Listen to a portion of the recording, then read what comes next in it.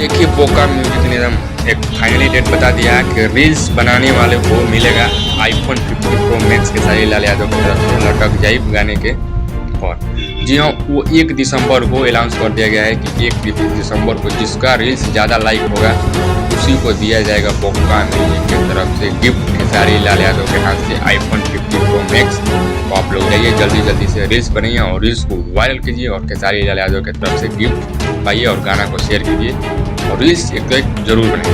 यहाँ खेसारी लाल यादव के जो राइटर हैं कृष्णा बेदर्दी जो अपने पोका म्यूजिक से ऐलान कर दिया गया है 1 दिसंबर को। तो आज हो गया 13, बहुत दिन है, 17 दिन है। तो आप लोग जाइए और गाना पर रील्स बनाइए और आईफोन 50 जीतने का मौका पाइए।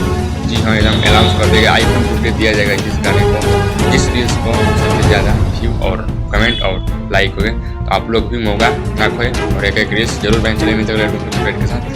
चैनल पर नहीं तो चैनल को लाइक कीजिए, सब्सक्राइब कीजिए, बेल आइकन दबाकर नोटिफिकेशन के लेटेस्ट अपडेट यहाँ पर